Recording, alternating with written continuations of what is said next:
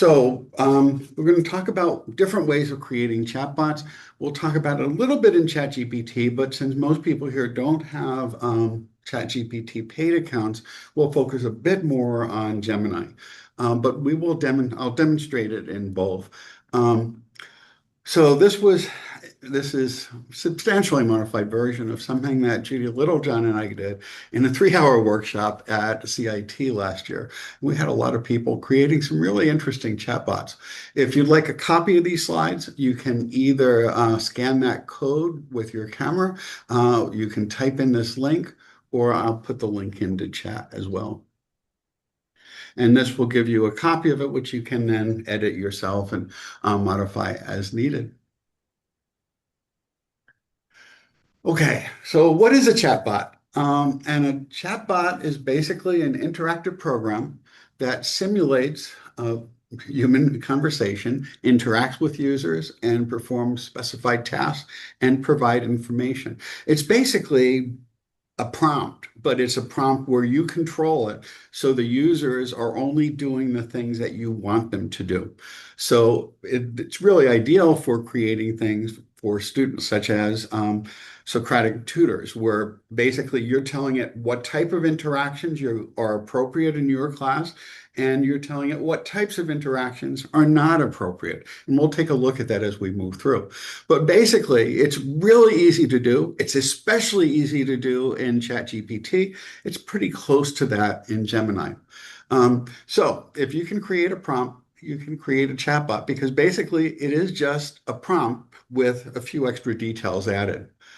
So these are the places where it's probably easiest to create AI chatbots. GPTs are the most common one, and that's because they've been around the longest. There's a GPT store out there, which any free account user can access to play with with GPTs. And again, if you click on the links, it'll take you right to the platform. You can create a free account if you want to look at the GPTs that are there. And play with them a little bit and just see the variety. I should know that one of the GPTs that's most popular is the Humanizer app, which will take output that comes from AI platforms and rewrite it in a way that makes it sound like it was written by a human, which makes it even less likely to be detected by AI tutors. So it is a popular thing. Gems have been added at Gemini in the last year or so, and we do have accounts. We do all have the availability of creating gems. So we'll talk about that a little bit more. PlayLab is a free service. It's a nonprofit where you can go in. You have to be admitted, and they have a waiting list. But once you get called, you have to sit into a 1-hour webinar, and then you can create them. And they have a really structured process of creating PlayLab bots. And one of the ones that's most popular with educational institutions is something called Boodlebox for a number of reasons. One is it's less expensive than the other platforms. And another reason is because it connects to all of them. So that when you when you use prompts, or if you create a chatbot in Boodlebox, it could be run through ChatGPT, it could be run through Gemini, it could be run through Claude, and so forth. So basically, it's connecting to the APIs of those, the major platforms, and you have access to all of them for less than it costs for any one of them. And from the standpoint of educational institutions, which is why this has been so popular, if you create a chatbot in there, you basically have your students join it, and it will keep track of the types of interactions your students are using. It won't give you the individual interactions, but it will tell you these are the types of questions your students are asking, and this is how often they're asking them, and so forth. So it's giving instructors some feedback on how things are going, which is why it's been really popular with many educational institutions. But we don't have that. But we do have Gemini, and it's a really good chatbot tool. Okay, so when might you use a chatbot? And the major reason for using chatbots is if there's something that you do all the time. If there's something you're going to be doing regularly, creating a chatbot to do it is a really handy thing. With Title II coming up, for example, if there's something you need to do, for example, if you have hundreds or thousands of images that you need to create alt text for, this is a really good reason for trying a chatbot. Create one that generates the alt text where you can upload hundreds or at least hundreds of images and it will generate alt text for it. And you can always interact and get it to revise that, but you can do that all at once. And it's a really nice, quick way of doing it. Another thing, another reason is that if you're going to share a chatbot that's trained on a specific database with others. So, for example, well, we'll talk about this a little bit more. If you want to have someone serve as a tutor for students, or if you want to create an assignment that students are going to interact with in a particular way, a chatbot is a really effective way of doing this. However, if you're only using this for your personal use, there's also now a new feature in ChatGPT called projects. And what a project does is a set of configuration that defines some of the parameters of what you'll be doing. For example, you could say, I'm an instructor for an introductory class in this discipline. My students, I have a diverse mix of students who generally have either a strong math background or a weak math background, or whatever is appropriate, describing the mix of students you work with. And once you've created those parameters, you then, whenever you want to create a prompt related to that, for example, if you want to create some active learning activities or other things, you could just work within the project and it would automatically take all those conditions and build them in. It's a nice new addition that came out with release 5, and now OpenAI is up to 5.2. Projects are not yet available in Gemini, but it is on their development plan. So probably within a year or so, we'll see them in Gemini as well. But it can be useful. Okay, and you can do that, I think, with a free account. So two of the most common uses of chatbots and some of the things that are most common on the GPT store are personalized tutors that's trained on OER materials that can be used in multiple sections. And in fact, if you create a really nice one, you could share it publicly and then any student could use it wherever they happen to be. If, on the other hand, you might want to create something for your courses where you might also have it trained on the syllabus or assignments or other information from your course. And in that case, you need to create a different one for each section because there'll be different meeting times, maybe different assignments, different meeting dates, and so forth. And also, you'll have to update it every semester.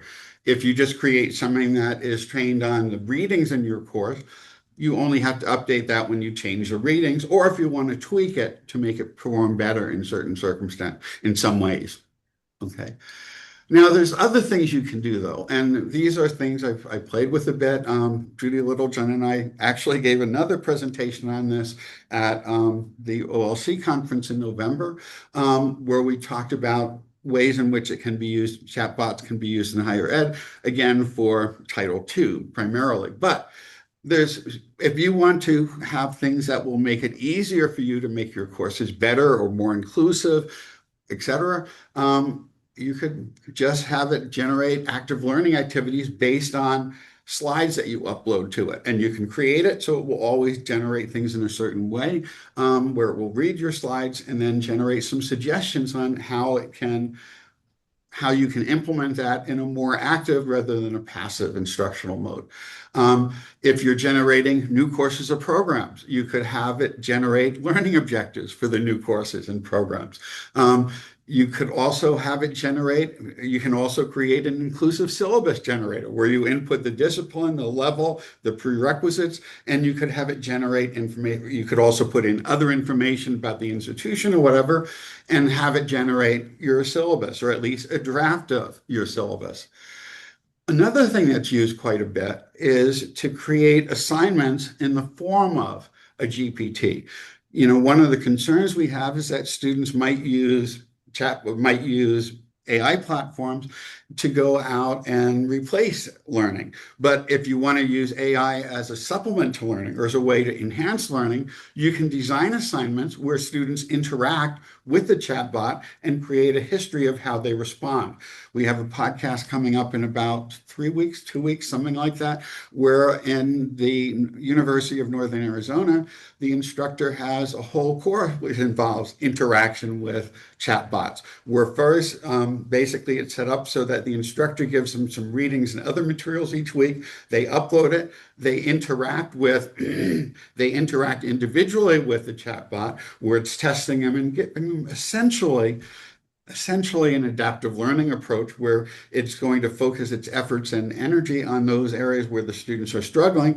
But there's also a series of reflection activities where at each stage, the student is reflecting on the learning, what they've learned, what they were surprised by, etc.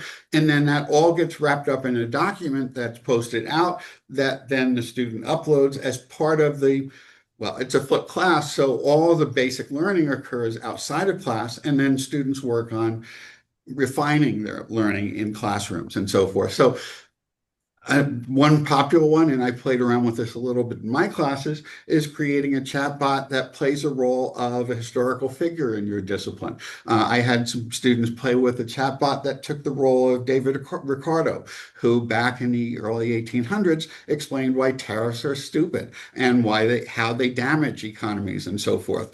Something that we had kind of hoped that people had learned over the centuries. But in any case, students got to interact with that and ask it questions, and it responded in a way that David Ricardo could because it's been trained on pretty much all of his published work and so forth. So it's kind of interesting. In pretty much any discipline, you can do that type of thing.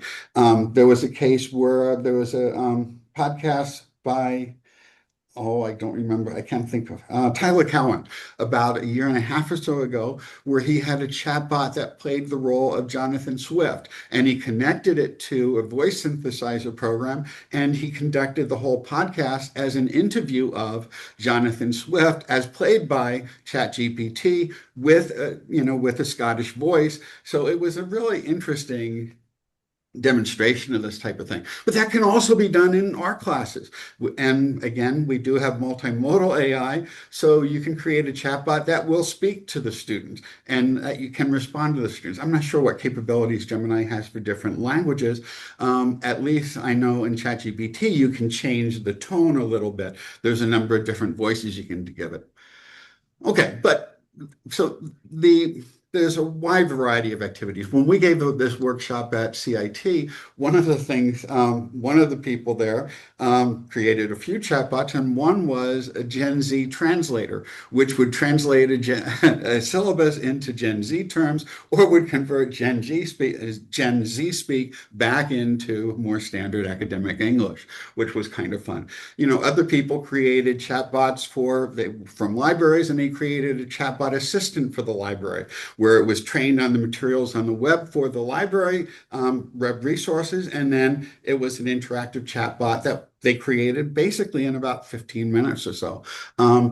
Another thing is that if you have specific dietary restrictions, one of the people there was allergic to soy and also had kidney disease. So they wanted to come up with a chatbot that would make recommendations on menus and so forth that that worked well with those conditions, etc. Travel planners, another thing that these chatbots can do pretty well, especially if you're using the thinking mode, because they can even go out, find maps, and generate directions for you, tell you where to stop, and so forth. But we're going to go through the case of a course Socratic tutor first. I'll go quickly through the ChatGPT approach. If you log into ChatGPT, and whether you have a free or a paid account, you'll see Explore GPTs on the left side menu. Just click on that. And then if you want to create a GPT, the next step is it'll pop up with this thing over here in the right. You can explore all the GPTs, and we can take a look at that in just a second. But once you do that, you can choose to either review the GPTs that are out there, search for them, or create your own. And actually, let me just hop over to that for a moment. I've just got to log in. I was running a little bit behind today. Let me just hop out of there for a second. And here we go. So I do have to log in. I guess I am logged in. Okay, never mind. Okay, because these are same things that I have accessed over here. Okay, so if you want to explore GPTs, you go, oh, well, they're right here. Um, Somewhere in here, there's a, where is it saying GPT? Maybe I am not logged in. Let me try that again. It's probably just picking this up from, no.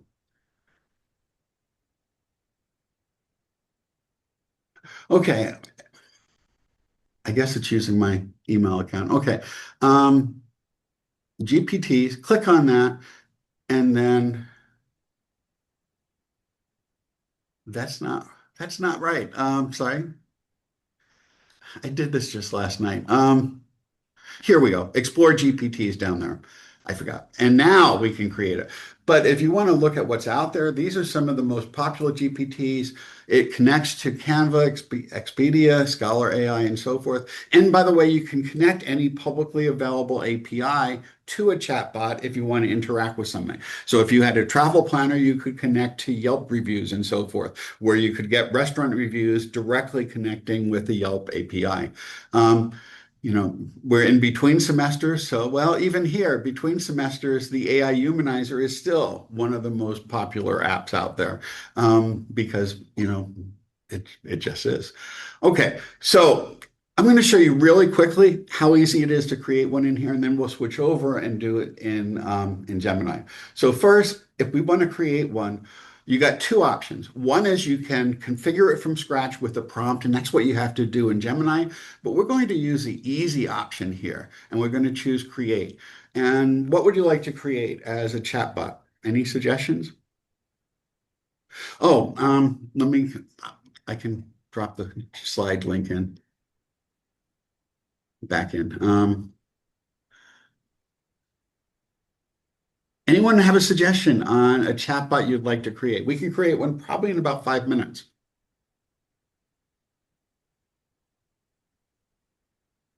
How about one on good advising? We just had a session on advising.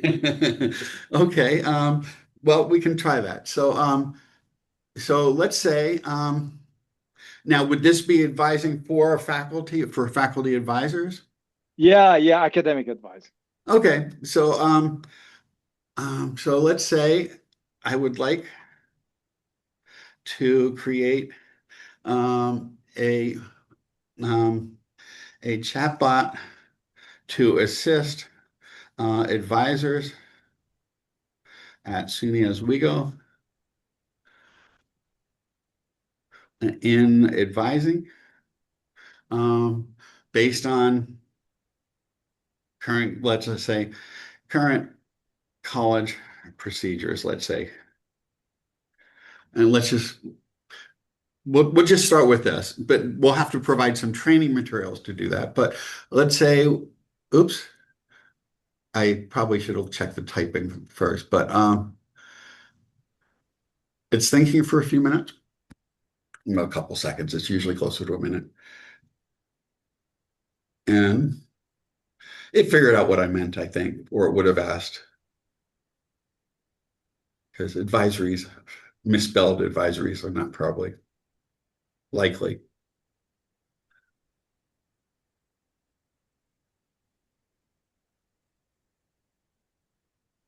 It's usually faster than this,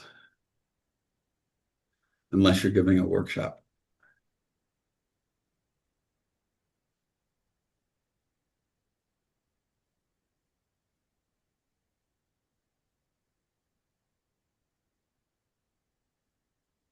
Or maybe it's confused by the advisories.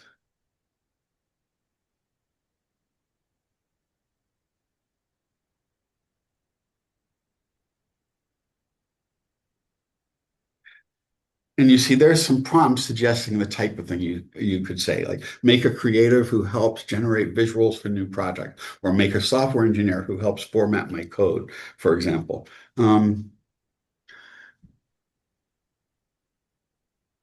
The only thing I've seen in terms of integrating it is just putting in a link. So you can just put a link to the specific API, to the specific gems. So I haven't seen any embed code to do it. There may be some way, but that I haven't seen yet.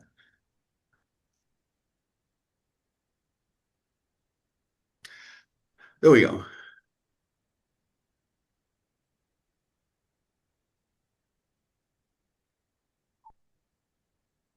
And see, this is what it's doing in terms of it's generating the GPT. It's generating the instructions for the GPT, which is why this chatbot is so much easier to use for people who are just getting used to it. So here's what it's going to do. It's going to help advisors answer advising questions, degree projects, registration steps, holds, withdrawals, repeats, etc. Default to Oswego specific guidance and checklists, and clearly flags when something requires confirmation. Asks for missing context only when necessary. Avoids giving legal, medical, mental health counseling, which is something that's really helpful. We don't, we've had cases where people got mental health advice from chatbots, ended up committing suicide, which is not a good outcome. So discourage your bot, whatever you create, wherever you create it, don't let it create mental health counseling. And and then see here, it can ingest and cite your provided procedural handbooks, registrar pages, advising manuals, curriculum sheets, and so forth. So the first thing is Oswego Advising Desk. If you don't like that, you can ask it to do something different or suggest a different one. Is that okay? I like the name. Yeah. Okay, so that's okay. Um, and now it's going to generating a profile picture, which is something this will do pretty quickly usually. In version 5.1, that broke for a little bit, but it's back up and running, it appears. And there we go. And you notice it has a lighthouse in there because it recognized that as an Oswego Wow. symbol. Um, um, Not bad. and then let's say, let's go down. And let's say that is fine. And then it's created that already. Now, what you would do generally next, though, is you would give it some specific information. So do you want it to, it's asking a few more questions. Do you want it to include direct links to SUNY Oswego policy? And let's say yes. So that way people can look up the official information.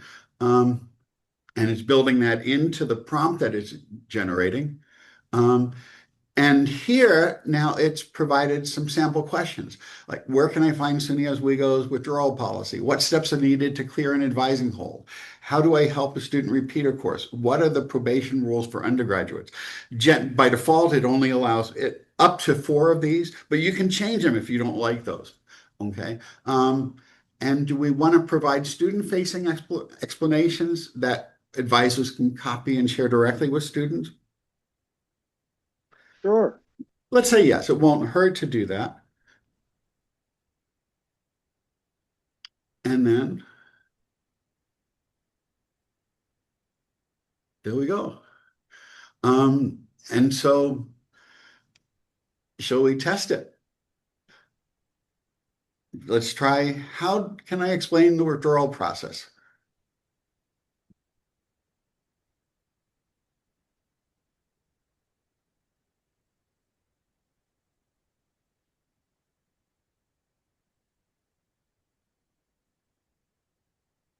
This is crazy, man.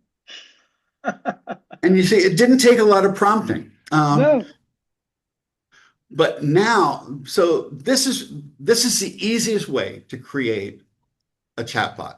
And again, it does require a paid account, which is $20 a month. But if you want to make it more specific, we can click on configure. And here you could, we could have gone directly to this, where you could enter the name, you could enter the description, which shows up when students view it or when users view it. And here is the instructions.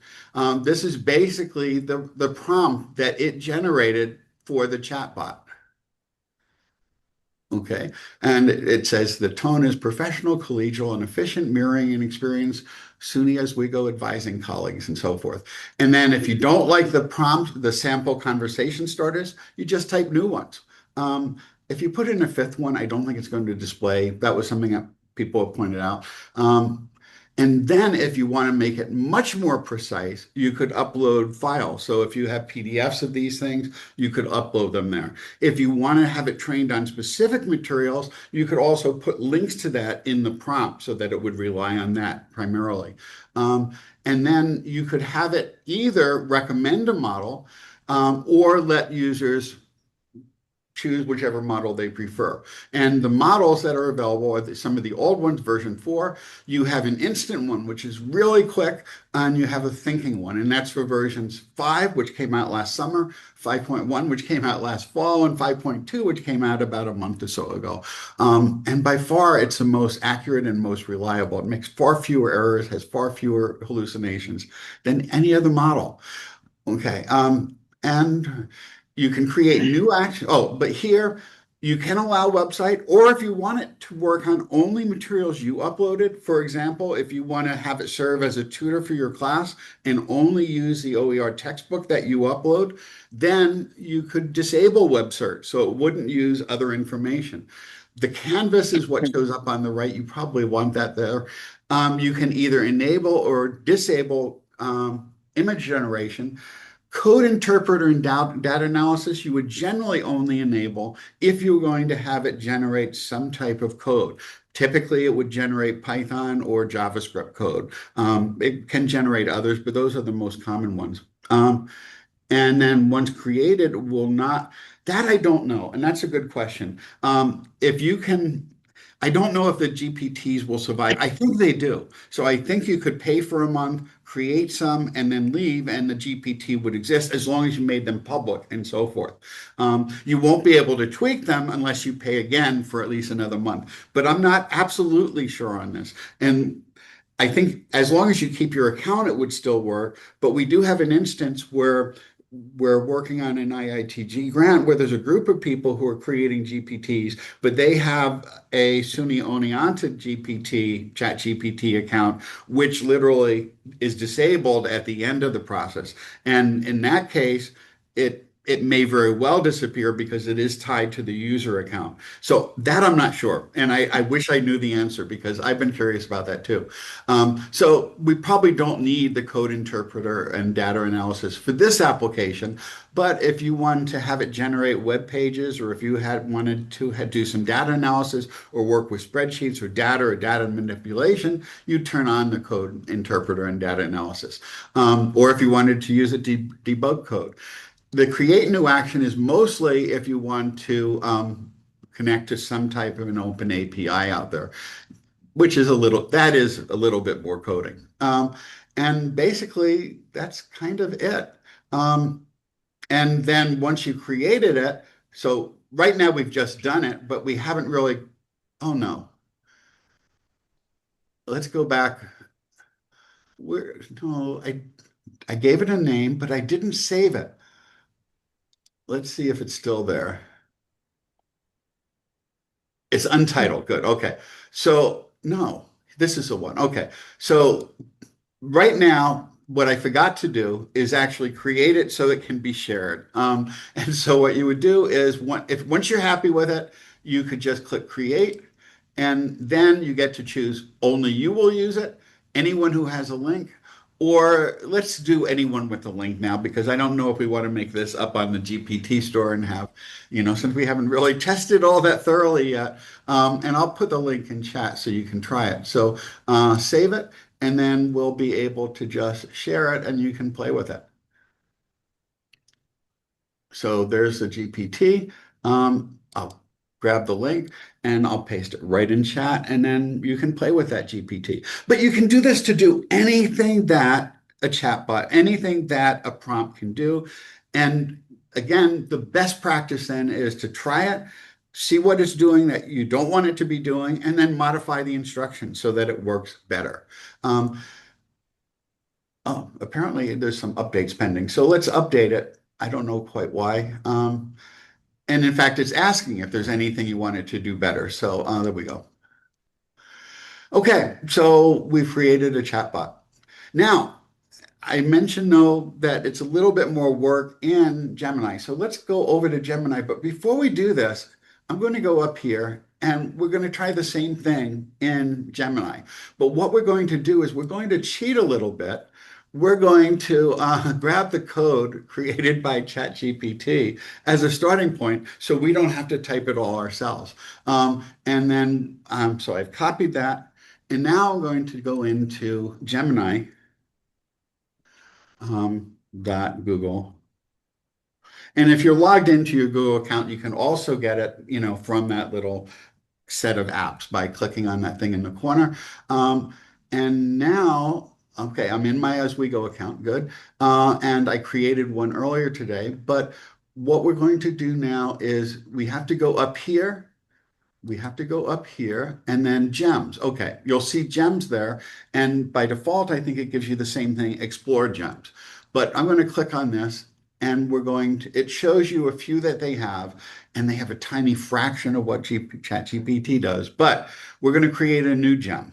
Okay. And with a new gem, we could give it a name. And let's say, what was the name we used for the other one? The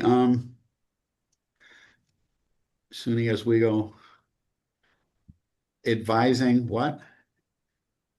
Or let's say advising support. Desk. Desk. Tool desk. Yeah, desk. Okay, Oswego yes, there we go. advising desk. Yeah. So, and we could even grab the image that ChatGPT created if we want to do that.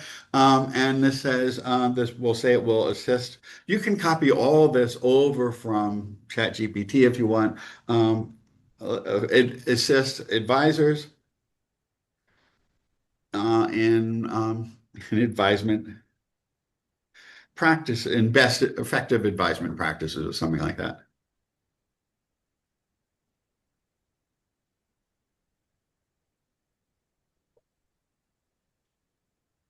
And again, typing correctly does help. And then I'm going to take the prompt that Gemini created for us and that ChatGPT did and just put it in as this.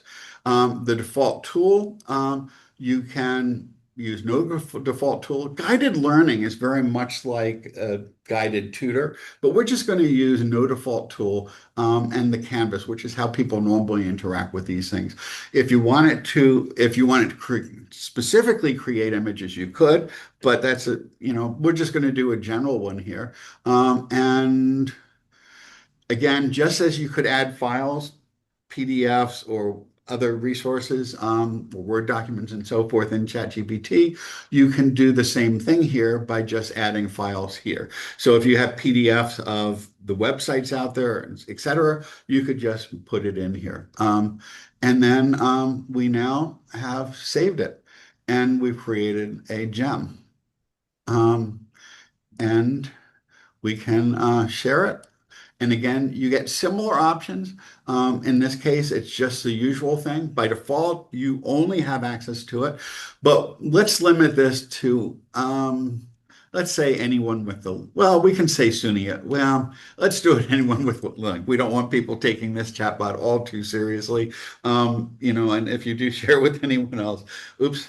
Let me make sure I got that link. I copied the link, but apparently I didn't. Now, let me try that again. So now here's a link to the Gemini Gen, which is a chatbot created in Gemini. But again, you can do the same thing here. And what makes a chatbot more effective is basically by iterating on the process, trying it, and we can start a chat. And now you can ask it a question. So and again, you can choose a tool here, the fast thinking or the pro versions. the thinking or the pro version is probably the thinking version is best, unless you want something that a fast response is fine with. Gemini has by far the largest context window of both free and paid accounts, so you can have it analyze much more information than most other chatbots, unless you have the really expensive plans, which will take more. And the context window is basically the number of tokens that can be processed. And I believe the pro version of Gemini in the thinking mode can process up to, I think it's 2 million tokens, or maybe even more than that. But it's a lot of information that it can process at once. It's basically equivalent of, I think, 400 or 500 pages of information. Okay. So what question would you like to ask? What did we ask the other one? Well, how does withdraw? Yeah, I asked that question, John, and it did a really good job. So All this information's out there on the web, so but it's a pretty effective way of doing it. And so you now have two chatbots that we created in just a few minutes, actually. And you can do this for anything. And it's a great way, if you come up with a really good prompt, it's a good way of sharing it with your colleagues, with faculty, with students, etc. Um, is it and your sense that Gemini is a little faster than ChatGPT, or is it just me thinking that it's faster? it does seem to be right now. It wasn't this morning when I tried it in thinking mode. So it depends. It often it is. It is a little faster, and it may be, and that and this will show you the process, by the way, of how it did it. And so this is a step. The thinking mode is basically trying to reason something through in a synthesized, logical manner, and then doing each of the steps. And ChatGPT does the same thing. And OpenAI agents will do the same thing. This morning saw a little video of an AI agent that logged into her course, checked to see what assignments would coming up and due in the next week, completing the assignments and logging it out with virtually no human intervention. And it's showing you each step, though. It's saying, this is not working. I'll try something different. And it kept doing it until basically it found everything that it needed to do. Okay, so that's what you do. And let's say we want to create something new. Well, here, I'll show you one that I created. And this one I had created by hand, actually, in ChatGPT originally. But I'm going to microeconomics tutor. And let me see if I can make that bigger. Okay. So basically what this does is this is the prompt I use for a tutor for my class, saying it's an upbeat, encouraging tutor who relies only on material oops, typo there, in the third edition of Principles of Micro um, of Economics by OpenStax to help students understand concepts. It introduces them as an AI tutor, happy to answer questions, only one question at a time. It asks them what they want to learn about, wait for the response, ask them about their learning level, because this was a public one. I had to check whether they were high school, undergraduate, or graduate student, wait for the response, and ask them what they already know about the topic they've chosen. And then it helps them understanding it by providing explanations, examples, analogies tied to align with their prior learning level and prior knowledge based on how they've interacted, guided in an open-ended way, don't provide immediate answers or solutions, but help students generate their own answers by asking leading questions. And if the student is struggling, ask them to explain their thinking. Try asking them to do part of the task, remind the students of the goal and give them a hint. If students improve, praise them, a little bit of growth mindset messages and so forth. And then once they get to it, ask them to explain the concept in their own words. That check on that to reflect, to make sure they do understand it. When they demonstrate it, you can move the conversation to a close. And the restrictions I put on it is to refrain from venturing beyond the scope of the textbook. And when asked, reference textbook chapters and examples, ensuring alignment with the third edition. And also a question, because that's the book that I'm using basically through Illumin Learning Waymaker package. And that if questions are not related to microeconomics, gently redirect the focus back to microeconomic concepts. So if they start asking about recommendations for dinner plans or other things, that will say, well, focus on economics here. And it works reasonably well. But basically, it'd been modified when it was giving out more and more information than I was hoping it would, or when it was initially just solving any questions the students asked. I had to be a little more emphatic about not directly providing answers and giving it more guidance on how to act. And so I corrected the spelling, so I'll update it. And you notice the knowledge base is actually the OpenStack economics textbook, which I downloaded and uploaded for training. And I did the same thing in the ChatGPT version. And actually, if we go back to the slides, if you want to play with those are in the slide deck. I'm pretty sure. Well, let me minimize these. There we go. So if we go back to the slideshow, jump a little bit ahead. Well, this is what we described. I had skipped over a little bit. In PlayLab, it asks you a series of questions, you answer them, and it creates the chatbot for you. Here's the sort of process you probably want to follow if you're going to create this in Gemini, or if you want to do the direct configure option rather than using the automatic configuration in ChatGPT. If you want to configure it yourself from the ground up, you basically tell it you're an expert in this, what the role is, what role it should play. It could be that you're a creative advisor, you're an accountant, or you're a food critic or whatever. Your role is to do whatever it is you want it to do in assisting the user, and also some description of the audience in terms of the level, their background, how they might be likely to be using it. State what the chatbot is supposed to do so that it knows what it's supposed to do. And then again, we had if you think back to those things, it said first do this and then do this in the tutor one. First, ask the student what they want to learn more about or what they're having trouble with. After they respond, then you tell it what to do next. And then you could have it iterate through multiple steps if appropriate. And then as part of that, make sure you very explicitly define what it should be able to do and also what it should not be able to do. And then add training data appropriately and select capabilities. And I allowed web search in mine and the one I created for my intro students, but I said, rely on this textbook or use this for the source of your information, and it pretty much follows that. But I suppose if someone was asking for something that was just a little bit different, it would go out and search the web to try to find more.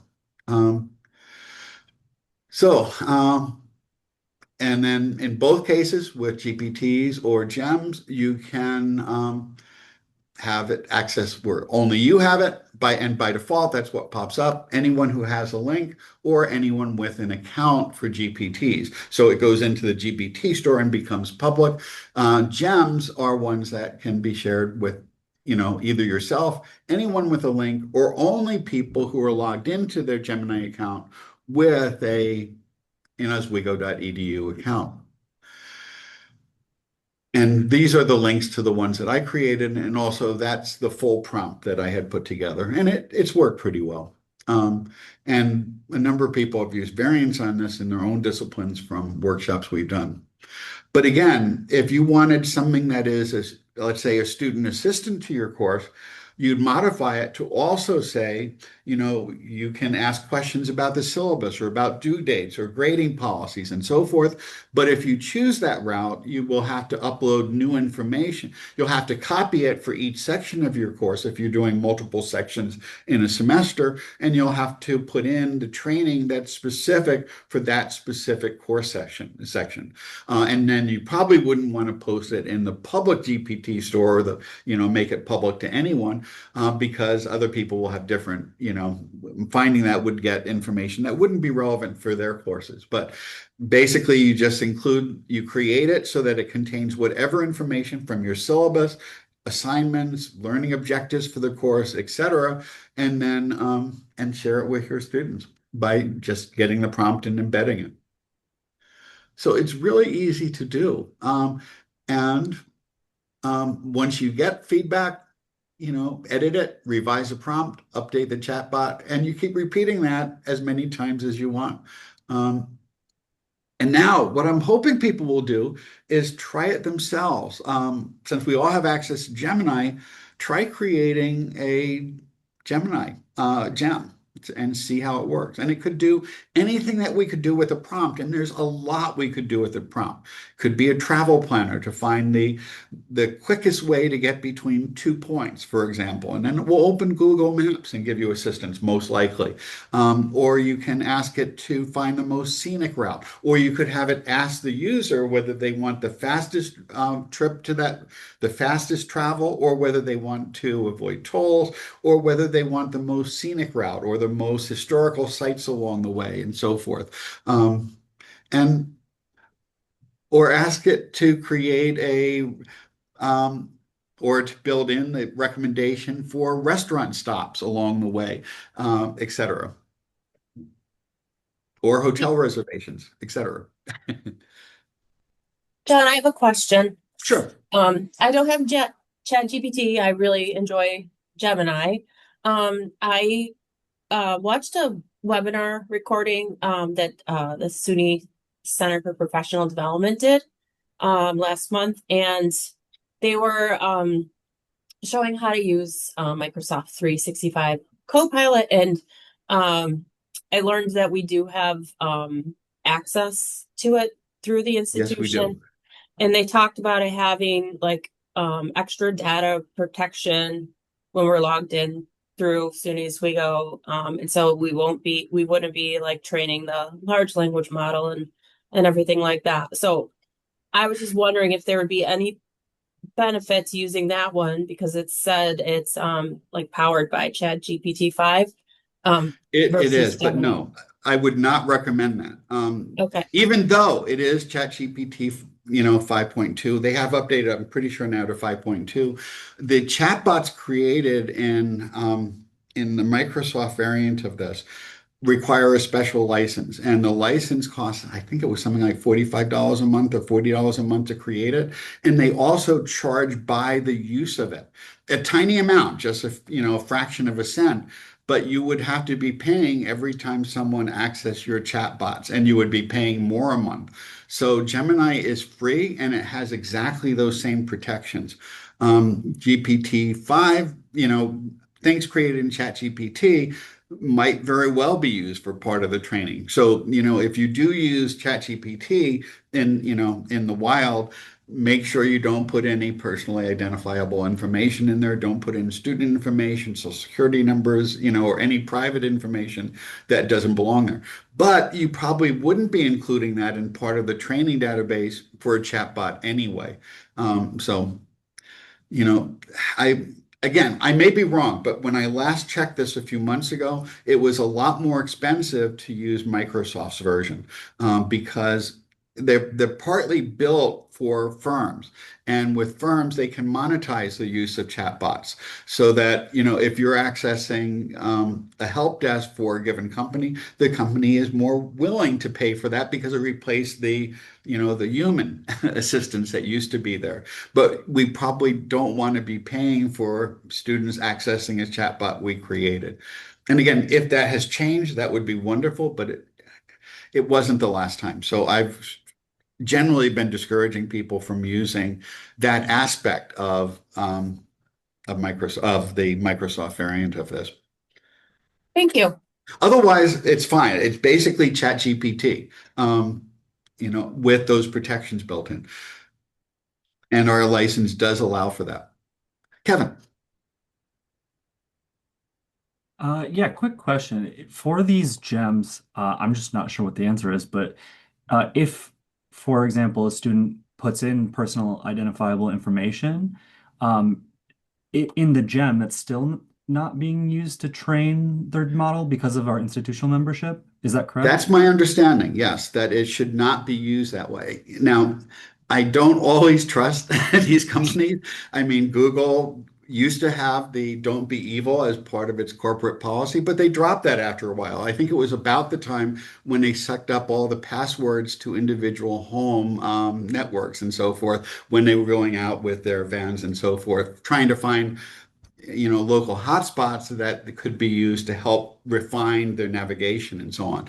Um, and they have sometimes gathered information that they shouldn't have. Microsoft, when they were training Bing, had it trained on Firefox at one point. Oh no, it was trained on Google, sorry. Where basically they found that only because, or they had it connecting to Google to find answers because someone was suspicious that the answers looked very much similar under the early versions of, it was the predecessor to, maybe it was Edge, when Edge first came out.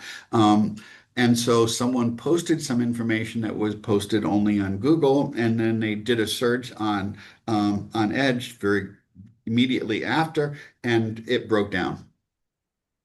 Yes, it does say that SUNY Oswego chats aren't used to improve our models, and I would hope that that's true. And I'm always just a little suspicious, but again, most of the applications that we'll be using would not require any personally identifiable information. Um, but yeah, it should be safe. In principle, it should be safe.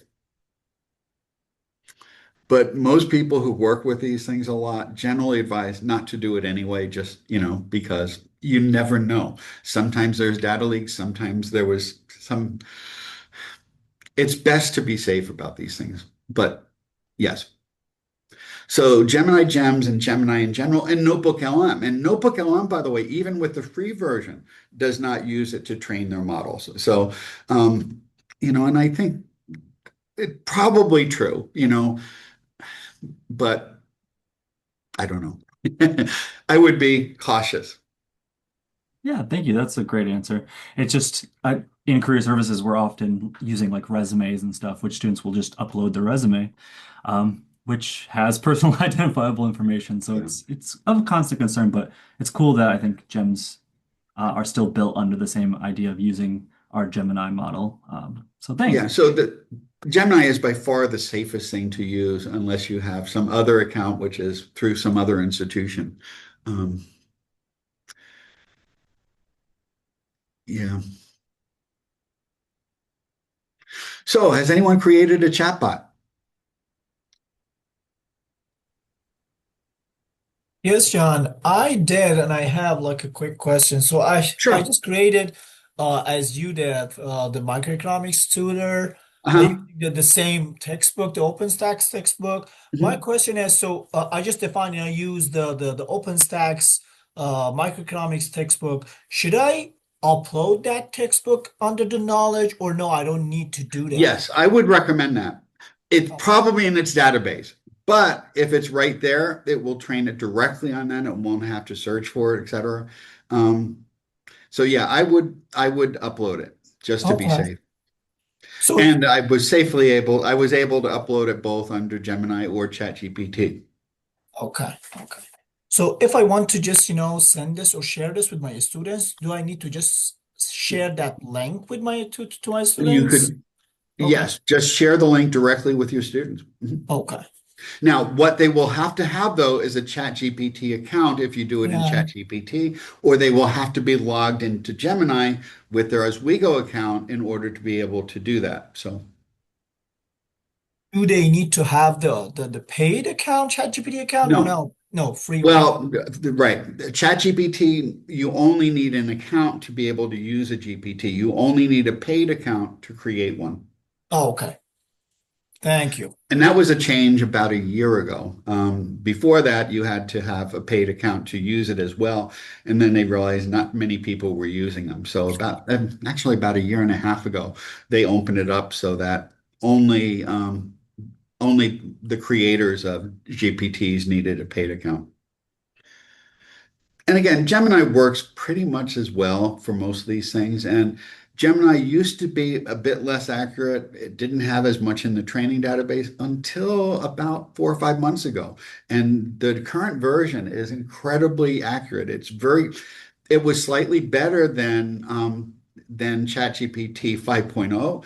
They went a little bit ahead. ChatGPT went a little ahead with 5.1 and a little bit further with 5.2. And in terms of accuracy, ChatGPT 5.2 is the most accurate right now with some benchmark testing of like 98.9% or something like that, accurate in terms of its search results and things.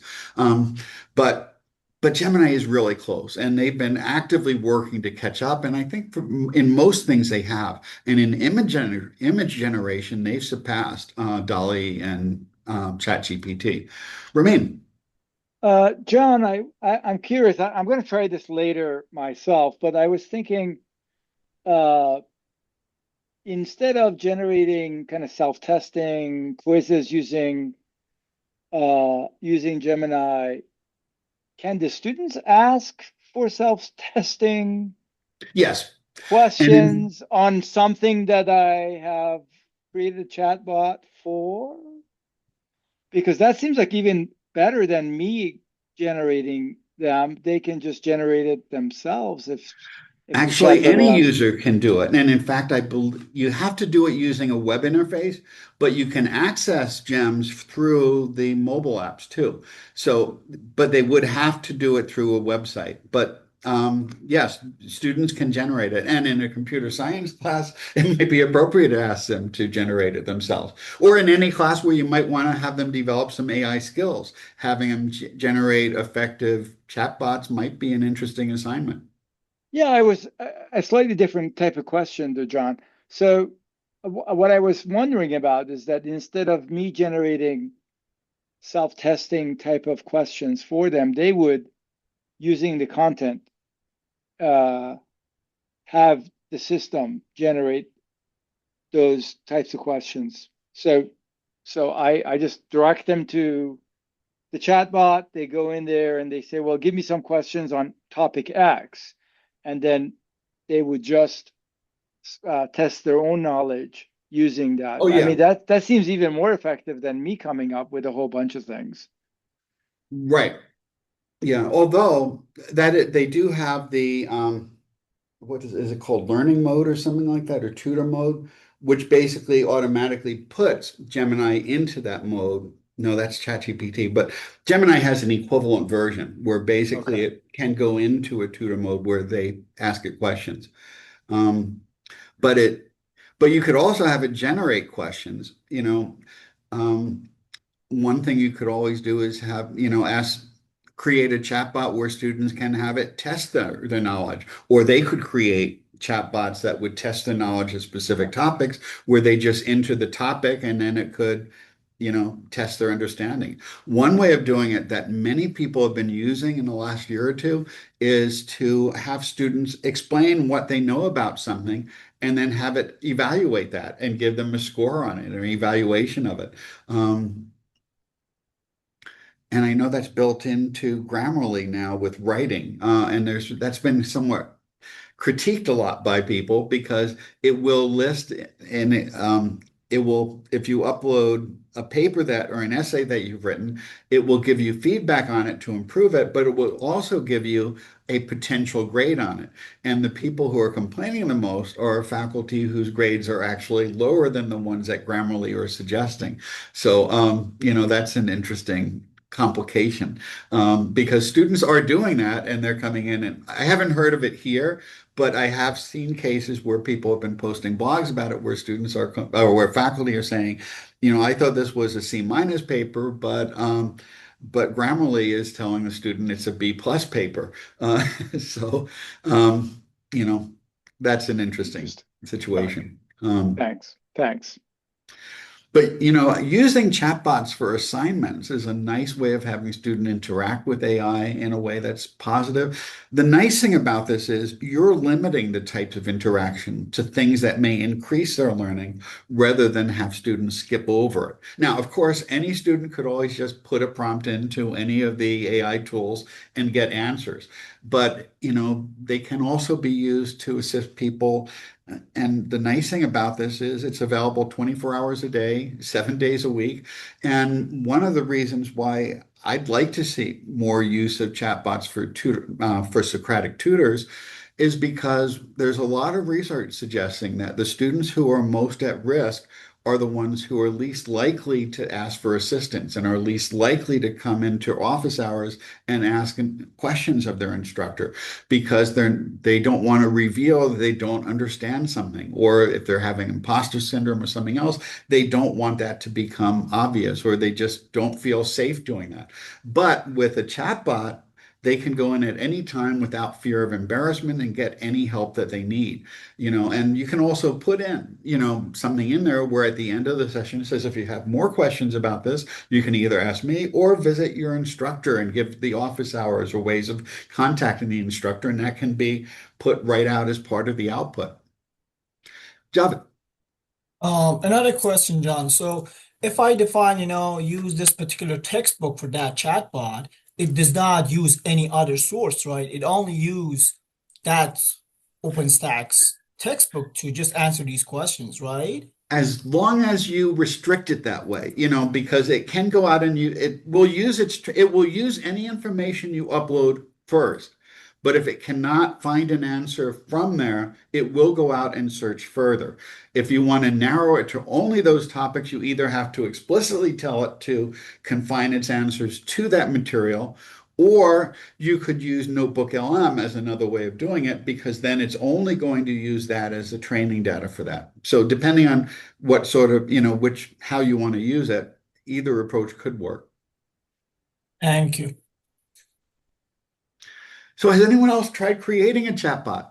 As you can see, it doesn't take long. Just try it and let's see how it goes. And if you're willing to share it, you can put a link in chat and let people try it. I I've been started playing. one. Oh, sorry. Go ahead, Remy. Yeah, I was just going to say I've been playing with the advising one, and it behaves the way Gemini does. It gives you a link to where it got the information, so there's no guessing going on. I mean, I asked it, well, when is the last day that I can drop a course? And it told me not only when the last day is that I can drop a course, but also what is the last day I can withdraw from a course. And by the way, there's a $20 charge if I do decide to withdraw from a course. So, I mean, this is pretty good. I mean, it really is very helpful for students to just be able to ask those basic questions and not have to rummage through the policies around these things. I mean, it's complicated enough for advisors. I think it's even more unnecessary if you have a tool like this for students.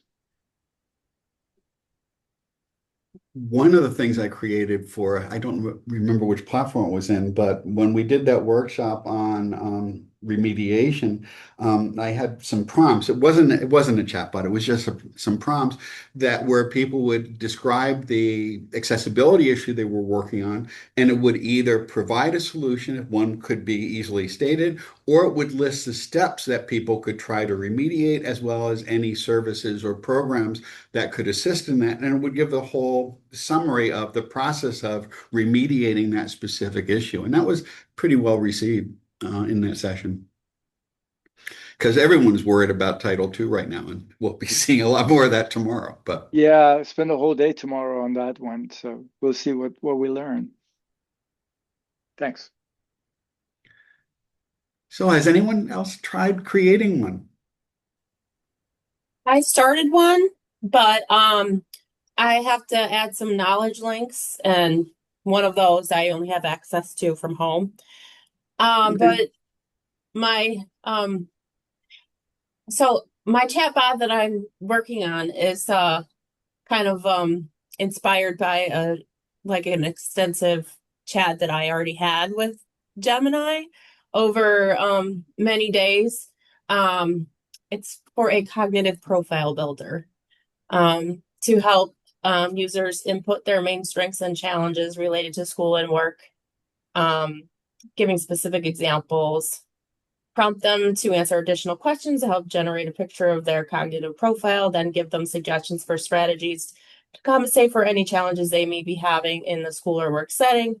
If their challenges are causing significant distress in the school and or work setting, give guidance on how they could pursue an appropriate evaluation and potential accommodations. Do not give medical advice. Sounds good. Mhm. I have a quick question.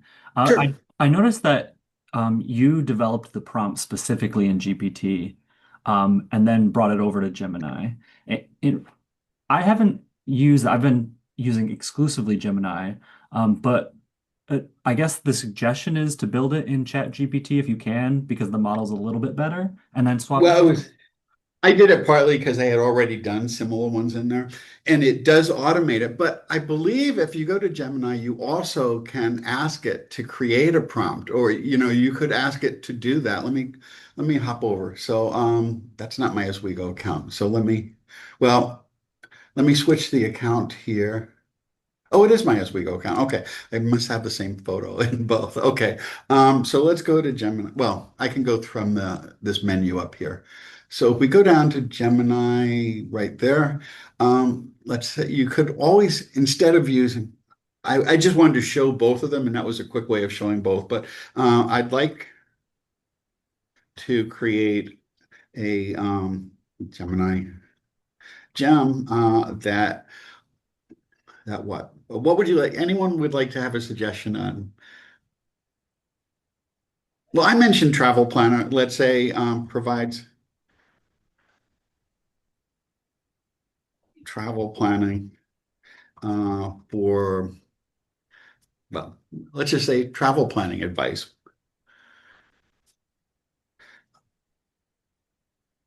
Can you share please. your screen really quick? Oh, yes, that would be really helpful, wouldn't it? I'm sorry. Thanks. It's been a long 2 weeks. Okay. I'd like to create a Gemini gem that provides travel planning advice, including, let's say,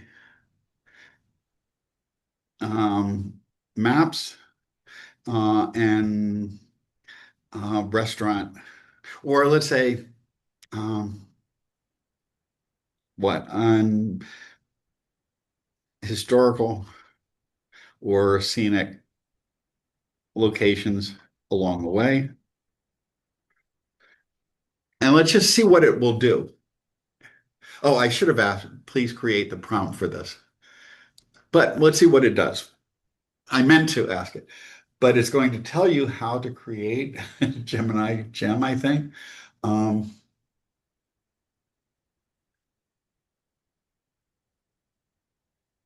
okay. And here's what it did. And it's created instructions on how to create a gem, which you could just paste it right in.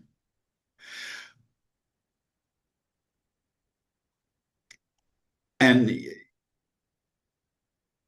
there you go. So it has just created a prompt, and we can just copy and paste that right in and see how it works. That was a really crappy prompt, but these things have gotten so much more um, right there. I think that was the end of it. So we're going to go over and create a gem again, and let's do, yeah, the gem. We got to that. Oh, new gem. Okay. I've done more of this with ChatGPT. So here's the prompt. And I think, let's see, and we can put in our instructions, and we could put in travel planner. We're not very creative, but or we could call it the scenic route, which is kind of um, here we go. we can copy this and put it right in here too, just to make it really simple. And then we can just save that. And we can share that, and let's just see how it works. I'll grab the link and put it into chat. We'll put in anyone with a link here because no harm can be done, as it would might perhaps for advisement purposes. So we'll pop that in. And again, if you were going to have students use something as the chat now has a link to this, and we can see how it works. And let's say, since we're in Oswego right now and we're get predicted to get up to a couple of feet of snow by tomorrow, in at least in parts of Oswego County, let's say plan a route to let's say Key West. Um,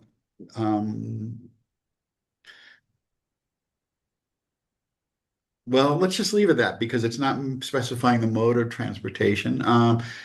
Beginning, oh, let's say tomorrow, after, well, let's just say after tomorrow. And again, that's not a very informative path, but let's see what it does.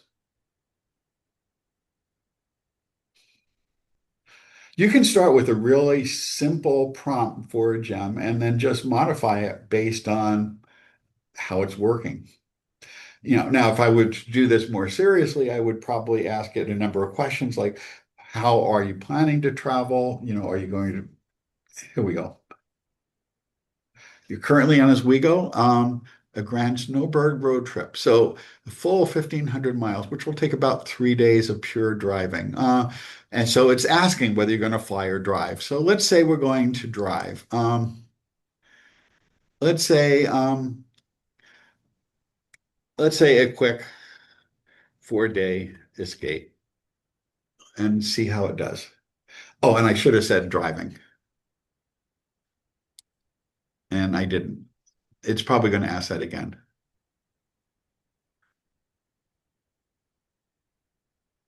Overseas highway route.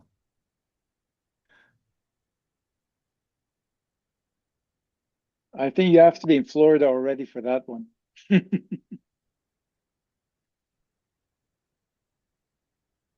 Oh, it's impossible. Okay, well, it wouldn't be a very quick escape if you're spending 3 days each way driving. It's hard to do that in 4 days. I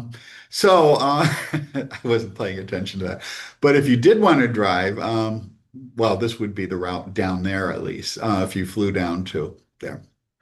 Okay, and I'm sorry, it's been a long week, 2 weeks.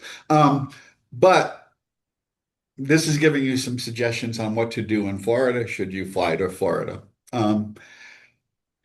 But again, you could put this in and you could prompt the user with a series of questions. Are you planning to fly or drive?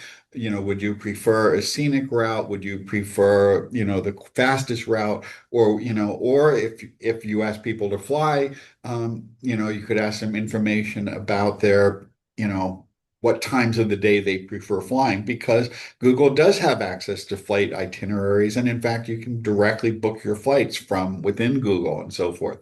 So you could have it give suggestions on possible flight times if they're flying. If they're driving, you could give suggestions on possible routes after asking questions about their preferences for how they like to travel and so forth. And I'm probably not going to keep this this travel planner one because it was pretty simple.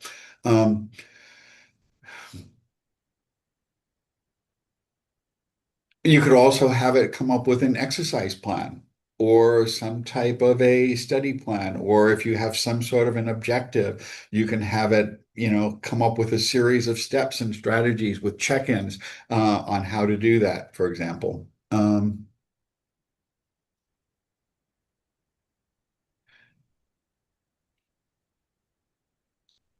Has anyone else tried one? Again, I shouldn't be doing these on the spot, apparently.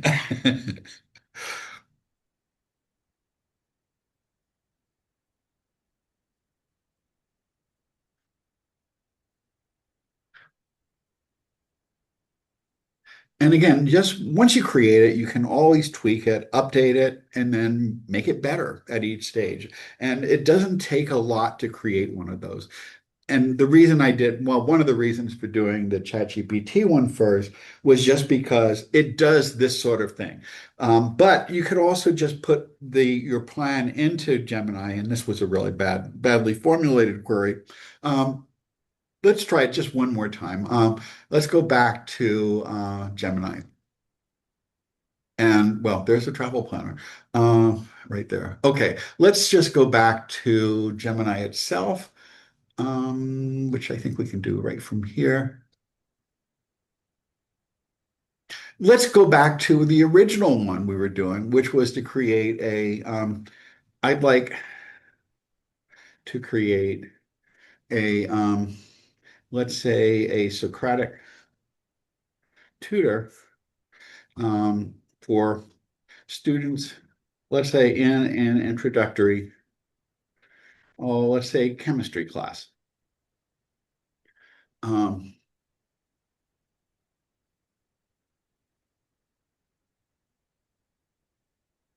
please provide a possible prompt for a gem and some recommended, let's say OER textbooks that can be used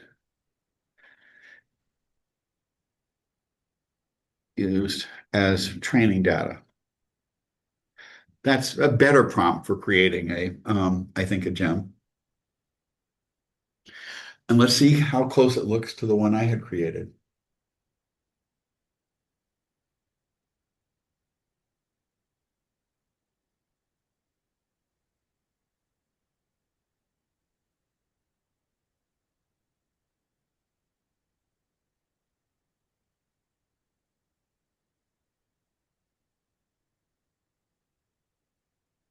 It's telling you what it's trying to do. And here you notice it does something very similar to what we suggested in terms of the process of creating a chatbot in those steps. First, it gives a role, Socrates AI. Again, you can pick a different name for it. Your primary directive is to teach through questioning, never through direct explanation. Don't give the users, have them discover it by themselves. And this is very similar to the type of process I had described in a less structured formula. Um, if a student asks a factual question, don't directly answer it. Ask a bridging one to help them understand that, to lead them to the answer. Assess the current knowledge one step at a time. Handling errors. This is actually a little bit better. This would have been a good thing to add to mine. That if they do answer something incorrectly, don't simply say no, validate their thought process, such as saying, I see why you might think that, and then ask a question that makes it clear the contradiction or error in their logic so that they're discovering why they're wrong themselves, and then be encouraging, curious, and concise, avoid long lectures. And provide a high level summary if they get obviously frustrated, visibly frustrated. I guess that would work if you're using the camera, if you're using multimodal AI. And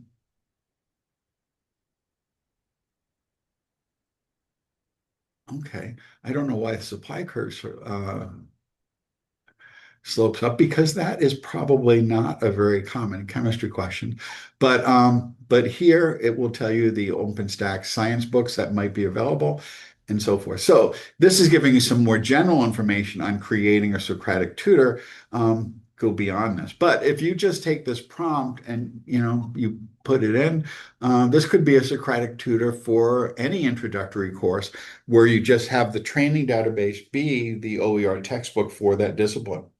And it looks like a really good prompt. This is amazing. Thank you, John. So, I said before that to create a GPT, all you needed was to create a prompt. The prompt could be one to create a prompt. So it's sort of like meta prompting, using an AI. In fact, that's a term that is being used, using an AI tool to generate an effective prompt to do whatever it is that you would like to do. So you can also improve your prompts that way. So that's pretty much it. Has anyone else, again, I've asked this a few times, but anyone else created a GPT or a gem that it seems to be working well.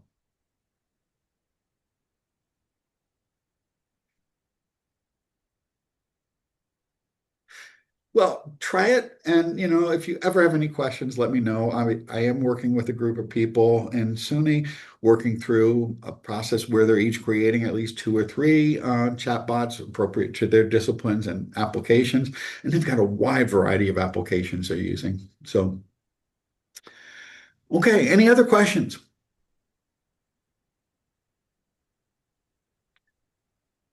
Okay. Well, have fun with it. And it's really not very hard to do. So try it. Thank Thanks you. a lot. Thank you. Thanks, John. Thank you, John. Thanks.